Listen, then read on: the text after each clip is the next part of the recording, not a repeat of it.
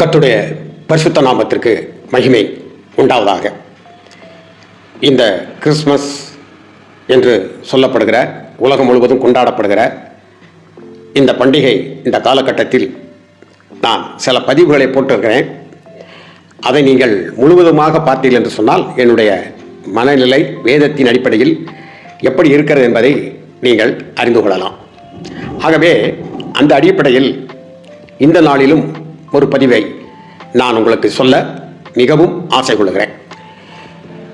அதாவது இந்த செய்தி நமக்குள் இயேசு கிறிஸ்து உண்மையிலே பிறந்திருக்கிறாரா, உள்ளுக்குள் பிறந்திருக்கிறாரா? உலகத்தில் பிறந்தது உண்மை, வரலாற்று உண்மை, பழைய ஏற்பாட்டினுடைய ஆய்வுகள் சொல்லுகிறது, புதிய ஏற்பாட்டினுடைய நிச்சய சொல்லப்பட்டிருக்கிறது. இதனால் எனக்கு என்ன பயன் என்பதை நம்முடைய உள்ளத்தில் உள்நோக்கி பார்க்கும்படியாக இந்த செய்தி அமையப்பெறுகிறது. ஆகவே கவனத்தோடு இதை கேளுங்கள். சங்கீதம் 15 வாசிக்கிறேன். கர்த்தாவே, யார் உம்முடைய கூடாரத்தில் தங்குவான், யார் உம்முடைய பரிசுத்த பர்வதத்தில் வாசம் பண்ணுவான். இந்த சங்கீத புத்தகத்தில் தாவீது சொல்கிறார், கர்த்தாவே, யார் உம்முடைய கூடாரத்தில் தங்குவான், நிலைத்திருப்பான், உம்மோடு இருப்பான் யார் என்கின்ற ஒரு கேள்வியை அவர் கேட்டுவிட்டு அதுக்கு சொல்கிறார். அதற்கு பின்பு யார் உம்முடைய பரிசுத்த பர்வதத்தில் வாசம் பண்ணுவான். ஒரு வாடகை வீடு எடுத்து அதில் தங்குவது, அல்லது நாம் ஒரு வீடு கட்டி அதில் தங்குவது, தொடர்ந்து அதில் வாசம் பண்ணுவதற்காக என்று பரிசுத்த வேதாமம் ஆவிக்குரிய உள்ளான நிலையில் கர்த்தருடைய பர்வதம் என்று, கர்த்தருடைய கூடாரம் என்று எதை குறித்து சொல்கிறது என்பதையும் இந்த செய்தியின் வழியாக நீங்கள் அறிந்து கொள்ள நான் எண்ணுகின்றேன். அந்த அடிப்படையில் இங்கே கேட்கிறார் 2வது வசனத்தில், உத்தமனாய் நடந்து நீதியை நடப்பித்து மனதார சத்தியத்தை பேசுகிறவன் தானே என்று சொல்லப்பட்டிருக்கிறது. கர்த்தருடைய உம்முடைய கூடாரத்தில் யார் தங்க முடியும் என்று சொல்லப்பட்டிருக்கிறது. உதாரணமாக சொல்வது, நீங்கள் நம்முடைய வீடுகளிலே வசனங்கள் பொறிக்கப்பட்டிருக்கும். இயேசுவே வீட்டின் தலைவர் என்று சொல்லப்பட்டிருக்கும். அது பொதுவாக சொல்லப்பட்டிருக்கும். வசனத்தின் அடிப்படையில் வாதை உந்தன் கூடாரத்தை அணுகாது, பொல்லாப்பு உனக்கு நேரிடாது. ஃபாதர் பெர்க்மான்ஸ் கோதை படித்திருக்கிறார். வசனத்திலிருந்து அந்த வசனங்களை பெரும்பாலும் போட்டு விடுவார்கள். அது ஒரு தவறல்ல, நல்லதுதான். ஆனால் வாதை உண்மையிலே கூடாரத்தை அணுகாமல் இருக்க வேண்டும் என்றால் இதை மனதில் வைத்துக் கொள்ளுங்கள். எந்த கூடாரம் என்பதை இங்கே தாவீது குறிப்பிடுகிறார் என்பதையும், புதிய ஏற்பாட்டின் மூலமாக பழைய ஏற்பாட்டை எப்படி அறிந்து கொள்ளலாம் என்பதையும் நான் உங்களுக்கு விளக்கி சொல்லவே ஆசை கொள்ளுகிறேன். பரிசுத்த வேதத்திலே வாசித்து பார்த்தால் மோசேவினிடத்தில் கர்த்தர் சொல்கிற பொழுது, நான் ஜனங்களோடு வாசம் பண்ணுவதற்காக எனக்கு அங்கே ஒரு கூடாரத்தை உண்டு பண்ண, அதாவது மக்கள் என்னுடைய சமூகத்தில் வர வேண்டும், அவர்களுக்கு நான் உனது மூலமாக அவர்கள் எப்படி நடக்க வேண்டும், அவருடைய வழி என்ன, அவருடைய சிந்தனைகள் எப்படி இருக்க வேண்டும் என்பதெல்லாம் நான் அவர்களுக்கு சொல்ல வேண்டும், வார்த்தையின் வழியாக நான் அவர்களோடு வாசம் பண்ண வேண்டும் என்ற அடிப்படையில் மோசேயிடத்திலே சொல்லுகிறார். அதற்காக போடப்பட்டதுதான் சாட்சியின் கூடாரம், உடன்படிக்கை பெட்டி என்றெல்லாம் சொல்வார்கள். அப்போ இந்த கூடாரத்தில் வாசம் பண்ணி கொண்டிருந்ததான மோசே உடைய அவர் 40 ஆண்டு காலங்கள், அதை விட்டுவிடுவோம், அவர் 120 வருடங்கள் வரைக்கும் உயிரோடு இருந்தார். இந்த 120வது வயதிலே மரிக்கிற பொழுது பைபிள் சொல்கிறது, அவருடைய கண் மங்கவும் இல்லை. அவர் எப்படி தன் தாயினிடத்தில் பிறந்து கண் விழித்து பார்த்தாரோ அந்த பார்வை அவருக்கு அப்படியே இருந்தது. வெள்ளெழுத்தும் இல்லை, கற்பழுத்தும் இல்லை, தூர பார்வையும் இல்லை, கிட்ட பார்வையும் இல்லை. தேவன் மனிதன் எப்படி மற்றவர்களை பார்க்க வேண்டும், அவருடைய சிருஷ்டிப்பினுடைய மகிமைகளை பார்க்க வேண்டுமோ அப்படியே இருந்தது. காரணம் என்னவென்றால் அவருடைய கூடாரத்தில் தங்கினபடினாலே. அப்போ அவருடைய கூடாரத்திலே தொடர்ந்து தங்க வேண்டும் என்றால், அந்த கூடாரத்தில் என்னெல்லாமோ நடந்திருக்கிறது, அதை நாம் விட்டு விடுவோம். அவருடைய கூடாரத்தில் தங்க வேண்டும் என்றால் வேதம் சொல்கிறது, கர்த்தருடைய வீட்டிலே மோசே எங்கும் உண்மை உள்ளவனாக இருந்தான். எந்த இடத்திலேயும் எந்த பொருளுக்காகவும் இச்சைக்கப்படவில்லை. அங்கே தங்கம் இருந்தது, வெள்ளி இருந்தது, பிளாட்டினம் இருந்தது, எல்லாம் பல பொருட்களினாலே அலங்கரிக்கப்பட்டு செய்யப்பட்டிருந்தது. அவன் எது மீதும் ஆசை கொள்ளவில்லை, மாறாக தேவனிடத்தில் பேசிவிட வேண்டும், தன்னோடு அவர் பேசுகிறார், முகமுகமாக பார்க்க வேண்டும் என்கின்றதான அந்த ஆவெல்லாம் அவருக்கு இருந்து கொண்டே இருந்தது. ஆகவே அவர் யார் கர்த்தருடைய பர்வதத்திலே, கர்த்தருடைய கூடாரத்திலே தங்க முடியும் என்றால் உண்மை உள்ளவனாக இருக்கிறவன். அப்படி அந்த கூடாரத்தில் தங்குகின்ற போதுதான் வாதை வராது. நான் வசனத்தின் அடிப்படையில் சொல்லுகிறேன். இன்றைக்கு எனக்கு வருகிறது, உங்களுக்கு வருகிறது, எல்லாருக்கும் வருகிறது என்றால், எல்லா இடங்களிலும் நானும் நீங்களும் ஊழியம் செய்கிறவர்களாக இருந்தாலும் விசுவாசிகளாக இருந்தாலும் உண்மை உள்ளவர்களாக இருந்திருக்கிறோமா என்பதை, சாந்தம் உள்ளவர்களாக இருந்திருக்கிறோமா என்பதை நாம் உள்ளத்தை நோக்கி பார்க்க வேண்டும், உள்ளுக்குள்ளே நோக்கி பார்க்க வேண்டும். அடுத்து சொல்கிறார், யார் உம்முடைய பரிசுத்த பருவத்தில் வாசம் பண்ண முடியும்? தேவனுடைய காருண்யத்திலே, தேவனுடைய மகிமையிலே யார் வாசம் பண்ணி கொண்டிருக்க முடியும்? சாலமோன் ஆலயத்தை திறக்கிறார். அப்ப கர்த்தருடைய காருண்யம், அந்த மகிமை இறங்கிய பொழுது ஆசாரியர்கள் உள்ளே தொழுகை நடத்த முடியாத அளவிற்கு அந்த காருண்யம் இருந்தது. அப்படியானால் மோசே இருந்த இடத்தில் எப்படி இருந்து கொண்டு இருந்திருக்கும் என்பதை நீங்கள் பாருங்கள். அப்போ ஒரு மனிதன் தேவனுடைய காரியத்திலும் தேவனுடைய மகிமையிலும், இதை நீங்கள் சபையாக வைத்துக் கொள்ளலாம், தேவனுடைய ராஜ்யமாக வைத்துக் கொள்ளலாம். பரலோக ராஜ்யத்தினுடைய நிழலாக இருப்பதுதான் நம்முடைய சபை. அன்றைக்கு கூடாரம், அது மாடு, ஆடு, பராக்குஞ்சிகள், இதன் மூலமாக அந்த பலி இருந்தது. அது கூடாரம். அந்த கூடாரத்தில் இருக்கிறவனுக்கே அவன் 120 வயதிலே மறிக்கின்ற பொழுது கண்களிலே எந்த விதமான பிரச்சனை இல்லை என்றால், தேவன் மனிதனாக, வார்த்தையாகிய தேவன் மாமிசமாக இந்த மனித ரூபத்திலே வாசம் பண்ணி தம்முடைய சொந்த இரத்தத்தை மூலமாக பலியாக நம்மளை மீட்டுக் கொண்டிருக்கக்கூடியதான நீங்கள் நான் கூடுகிற சபை எவ்வளவு மேன்மை உள்ளது, எவ்வளவு அதிசயமானது. அதிலே வாதை வந்து விடுமா? அதிலே வாது பிறந்தால் வாதை வரும். நீ சபையிலே வாது பிறப்பதற்கு காரணமாக சத்தியத்தை சத்தியமாக சொல்லாமல் இருட்டடிப்பு செய்தால், பணக்காரர்களுக்கு ஒன்று ஏழைக்கு ஒன்று என்று சொல்லி சபையிலே நீ நியாயந்தித்துக் கொண்டிருந்தால், நீ பிரசங்கித்துக் கொண்டிருந்தால், சபை முழுவதும் அந்த வாது பிறக்கும். பின்பு வாதை வரும். பின்பு உன் உள்ளத்தில் வரும், உன் உழைவமாகிய உன் இல்லத்தில் வரும். நீ எப்படிப்பட்ட வசனத்தை எழுதி போட்டாலும் ஒரு புண்ணியம் இல்லை. அப்போ உள்ளத்தில் உண்மையும் சத்தியத்தை சத்தியமாகவும் பேசுகிற இடத்தில் தான் அவன்தான் ஒரு கூடாரத்தில் தங்க முடியும், அவன்தான் ஒரு வாசஸ்தலத்தில் வாசம் பண்ண முடியும். என்றால் இயேசு உள்ளே இருக்க வேண்டும். பரிசுத்த ஆவியானவருடைய வேலையை கிறிஸ்துவை அலங்கரித்து நமது வாய்கள் மூலமாக, நம்முடைய சரீரத்தின் மூலமாக, நமது பார்வையின் மூலமாக இந்த உலக மக்களுக்கு நீங்க இந்த நாளும் அதிசயத்தக்க வண்ணமாக, பிரமிப்பூட்டு வண்ணமாக இயேசுவை வெளிப்படுத்தக்கூடியவர்களாக இருக்க வேண்டும். அது பரிசுத்த ஆவியானவர் நமக்குள்ளே இருந்து வாசம் பண்ணி இந்த காரியத்தை செய்கிறார். அப்ப பரிசுத்த ஆவியானவருடைய உள்நோக்கத்தோடு நமது உள்ளான இந்த ஆத்மாவை, உள்ளத்தை ஆராய்ந்து பார்க்கிற பொழுது கிறிஸ்து உண்மையிலே எனக்குள் இருந்திருக்கிறாரா, பிறந்திருக்கிறாரா? பிறந்திருக்கிறார் என்றால் என்ன? அவர் எப்படி பிறப்பார்? ஒரு ஸ்திரீக்கு பிரசவ வேதனை தான் இருப்பதிலே மிக பயங்கரமான வேதனை என்று மருத்துவ வல்லுநர்கள் சொல்கிறார். இந்த நாட்களில் அதை வேற மாதிரி கொண்டு வந்து விட்டார். பிரசவம், பிள்ளை பிறக்க தாய் சவமாக கிடப்பாள், அந்த அளவிற்கு வேதனை இருக்கும். அப்படிப்பட்ட பிரசவ வேதனை, ஒரு ரட்சிப்பு உருவாவதற்கு கூட ஒரு மனிதனுக்குள்ளே நான் கற்ப வேதனைப்படுகிறேன், பிரசவ வேதனைப்படுகிறேன் என்று சொல்கிறார்.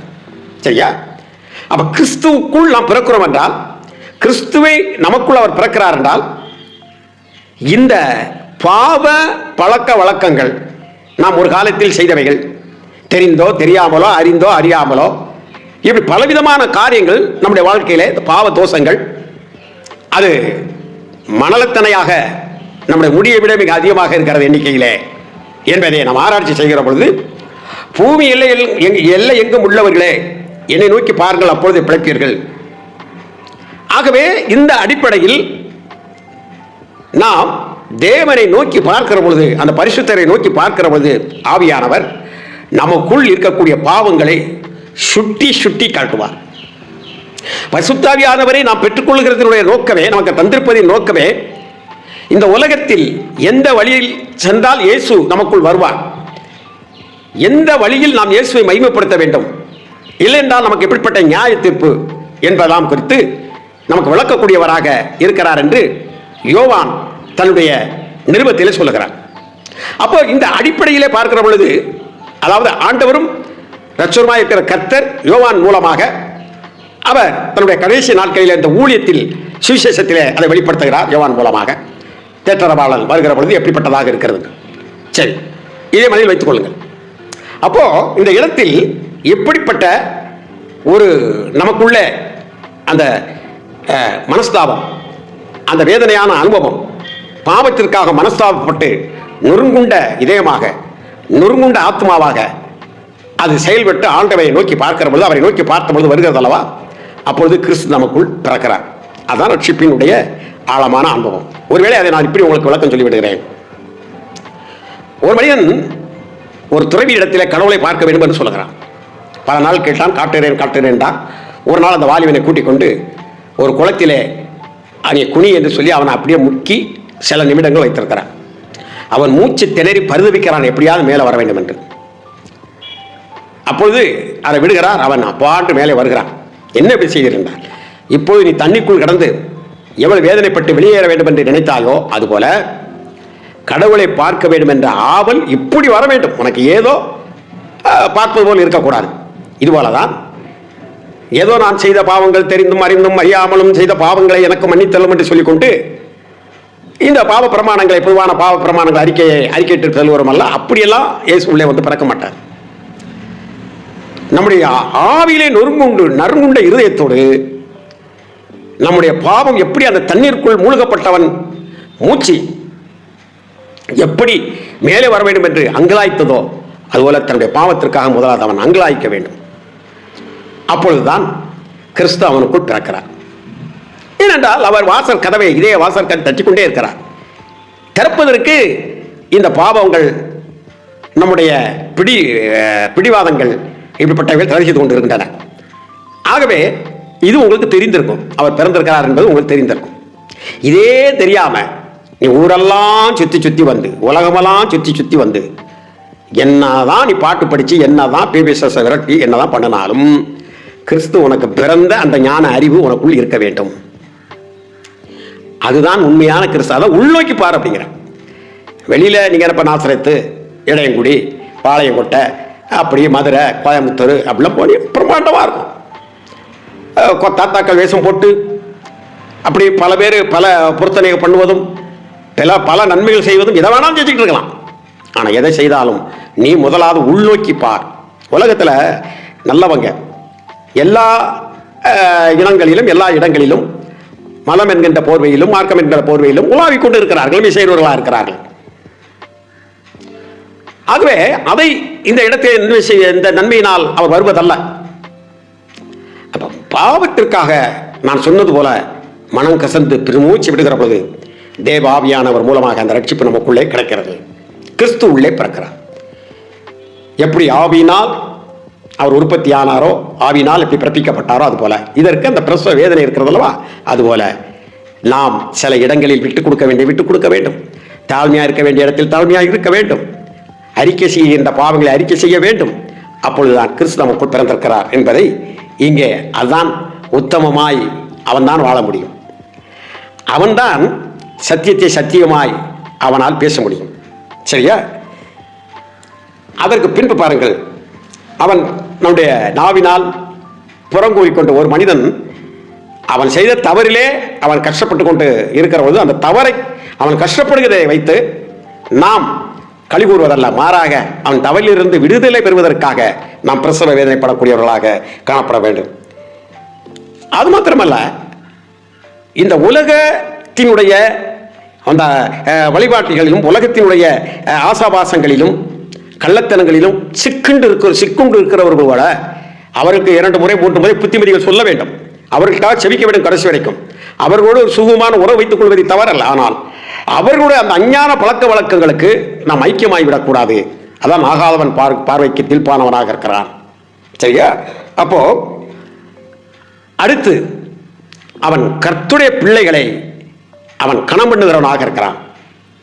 கணம் பண்ண வேண்டும். உலகத்தில் நீங்கள் கணம் பண்ணுவதிலே மிக முக்கியமானவர்கள் கர்த்தருடைய பிள்ளைகளாக அவர்களை எடுத்துக்கொள்ளுங்கள். உலகத்தை நேசியுங்கள். உலகத்தில் இருக்கக்கூடிய முதியவர்கள் கணம் பண்ணுங்கள். அன்புகள் இல்லை என்றல்ல, ஆனால் கணம் பண்ணுவதிலே இது ஒரு வித்தியாசமான கணம் பண்ணுவது. பிரியமானவர்களே, அது மாத்திரமல்ல, ஆணையிட்டதில் தனக்கு நஷ்டம் வந்தாலும் அவன் தவறாது இருக்கிறான்.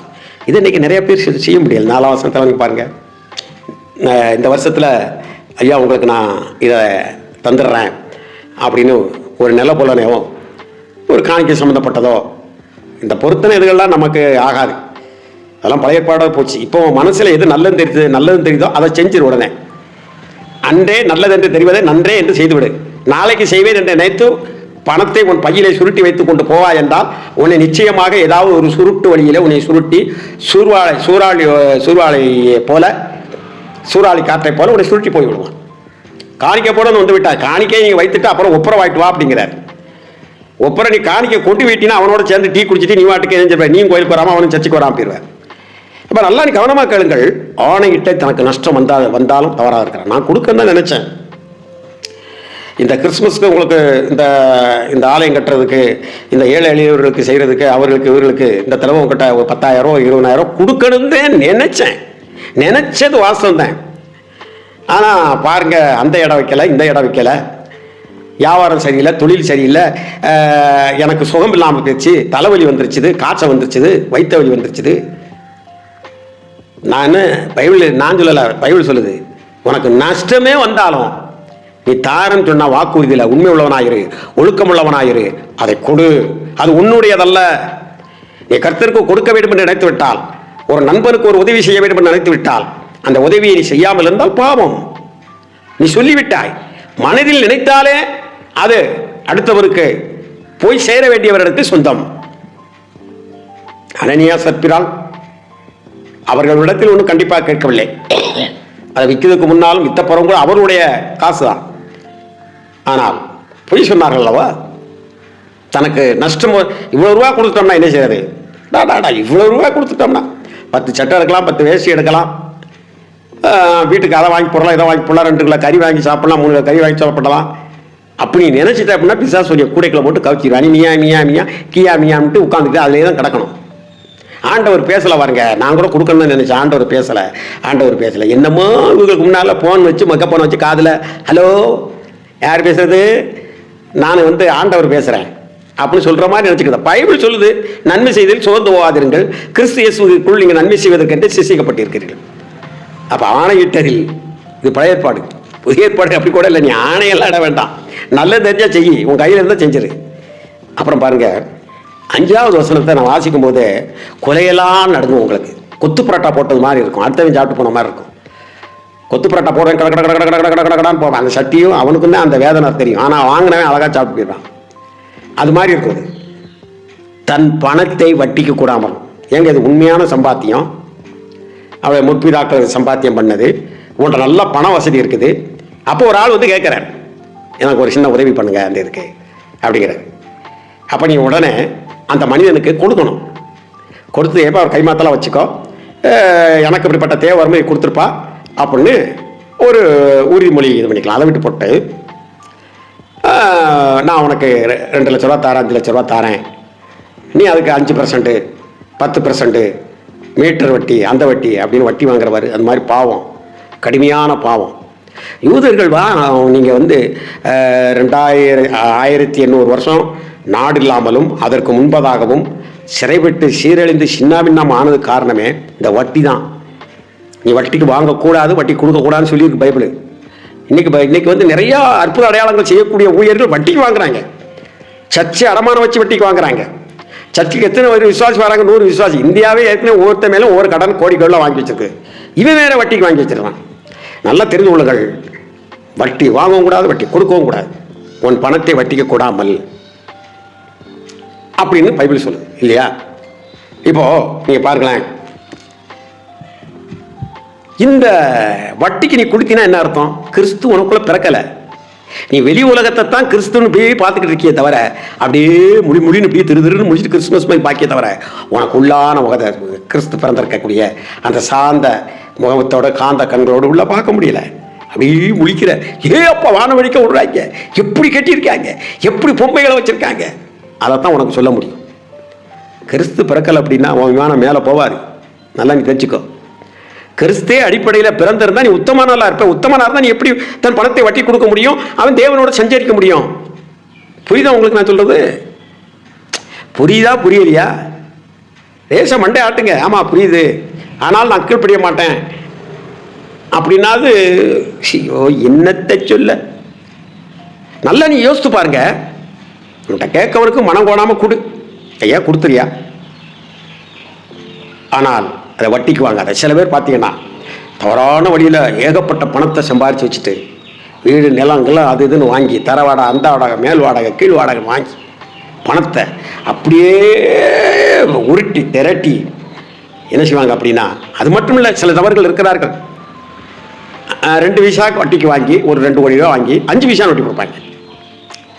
இப்படியெல்லாம் கிறிஸ்தவ பெருமக்களை செய்திருக்கிறார்கள். வேதனை வேதனை தாங்க முடியாத வேதனை. அப்படி சேர்த்து வைப்பார்கள். இதெல்லாம் அந்த வெங்காய மூடைய அடுக்கி வச்சுட்டு அதுக்குள்ளே நின்ன மாதிரி நீ பணத்தையும் லாக்கர்லையும் அதுலேயும் இதுலேயும் சேர்த்து வச்சுக்கிட்டு வட்டியும் குட்டியும் வாங்கிக்கிட்டு இருந்தா வெங்காய மூடைய அடுக்கி வச்சுக்கிட்டு வெங்காயத்துக்குள்ளே நீ முங்கிக்கிட்டு இருக்க. எந்த நேரமும் அழுகையும் கண்ணீர் தான் உனக்கு இருக்கும். உன் வீட்டில் வாதையும் ஒழியாது, வாதும் ஒழியாது, ஒன்றும் ஒழியாது. எவ்வளோ பணம் சேர்த்தாலும் இன்னும் சேர்க்கணும், இன்னும் சேர்க்கணும், இன்னும் சேர்க்கணும், இன்னும் சேர்க்கணும். ஆண்டவருடைய பார்த்து சொல்வார், மதிகேடனே சொல்வார். அப்போ இந்த இடத்துல என்ன சொல்லுது? வட்டிக்கு தன் பணத்தை வட்டிக்கு கொடுக்காதவன் அவன் தான் உத்தமன். அவன் தான் கர்த்தருடைய சமூகத்தில் வாசம் முடியும். அவன் தான் மேலான பர்வதத்திற்கு ஏற முடியும். நீங்கள் பூமிக்குரியவர்கள், மேலானவர்கள், நீங்கள் அங்கே போக வேண்டும். அப்போ அந்த அடிப்படையில் அந்த சிந்தனா சக்தியை பார்க்கிற பொழுது நீங்கள் உள்ளுக்குள்ள பாருங்க. இப்போ நீங்கள் என்ன செய்யணும்? வட்டிக்கு வாங்கியிருந்தா நாளத்தனே திரும்ப கொண்டு கொடுத்துடணும். ஒருத்தன்ட்ட நீங்கள் வட்டினால ஒரு 10,000 ரூபா சம்பாதிச்சிருந்தீங்கன்னா 40,000 ரூபா கொடுத்துடணும். ஏங்க பைபிள் சொல்லுதுங்க, ஆண்டவர் உன் வீட்டுக்கு வாரன்னு சொல்றாரு. இன்னைக்கு என்ன உனக்குள்ள நான் பிறக்க போறேன்னு சொல்றாரு. பெத்லகேமில் பிறந்த அங்கே வந்தார், நம்ம எல்லாத்தையும் பண்ணோம். இந்த சகை வீட்டுக்குள்ள போறேன்னு சொன்னாரு. எல்லாரும் அவன் அநியாயக்காரனார். உண்மைதான். அவன் சொன்னான், ஆண்டவரே நான் எவன்ட்ட நாளத்தனையாக வாங்கணும், நான் அநியாயமாக வாங்கணும், நாளத்தனையமாக திரும்ப கொடுத்துட்றேன். 10,000 ரூபா ஒருத்தங்கிட்ட நான் வட்டி வாங்கியிருந்தாலோ இல்லை அநியாயமாக லஞ்சம் வாங்கியிருந்தாலோ இஞ்சக்கம் வாங்கியிருந்தாலோ அதை நான் 4 மடங்காக 40,000 ரூபா கொடுத்துட்றேன். மனம் திரும்புதல். கிறிஸ்து எப்படி பிறக்கிறாருன்னு பாருங்க. கிறிஸ்து பிறப்பத்தான் மனம் திரும்புதல் சொல்கிறேன். கிறிஸ்து எப்படி பிறக்கிறார்? அது மாத்திரமா? புதிய பாட்டினுடைய உடன்படிக்கை என்ன? புதிய பாட்டினுடைய கிறிஸ்துடைய அடிப்படை என்ன சொல்லுது? கிறிஸ்து தன்னையே கொடுத்தார். இவன் என்ன சொல்றான்? ஆஸ்தியில் பாதியை ஏழை கொடுத்துறான். என்னால ஏழையாக்கப்பட்ட நிறைய பேர் இருக்காங்க. எவ்வளவு பணங்களை வாங்கி சுருட்டி சுருட்டி வச்ச, எவ்வளவு நகை ஈடு பிடிக்கிறோம்னு சொல்லி வச்ச. நான் கிறிஸ்தவர்களுக்கு மாத்திரம் சொல்லிக் கொண்டிருக்கிறேன். பிரியமானவர்களே, பண்டிகை கொண்டாடுகிறோம் என்று பருவடைய விமர்சையாக கொண்டாடுகிறேன் என்று சொல்லுகிறவர்களுக்கு சொல்லிக் கொண்டிருக்கிறேன். இந்த பணங்களினால் உன்னால் ஏழையாக்கப்பட்டவர்கள், உன்னால் வழி இல்லாமல் போனவர்கள், இந்த நகைகள் இருந்தால் திரும்ப கொண்டு கொடு. அந்த நகைகள்லாம் நீ அழிச்சு நீ காலுக்கு மாதிரி வாங்கியிருந்தா நாளத்தனே திரும்ப கொடு. கொடுக்கலாம் இயேசு கிறிஸ்து பிறக்க மாட்டாரு. நீ இன்னும் குடிலுக்குள்ள வச்சுட்டு அவரை பார்த்துட்டு அப்படியே நீ என்ன செய்ய வேண்டிதான், போக வேண்டிதான். ஆகவே பிரியமானவர்களே, வெங்காயத்துக்குள் இருப்பொழுது எப்பொழுதும் கண்ணீர் வந்து கொண்டு இருப்பது போல நான் எப்படி பாதுகாப்பேன் ஆண்டவர் சொல்வாரே, மூடனேன்னு சொல்லுவார்.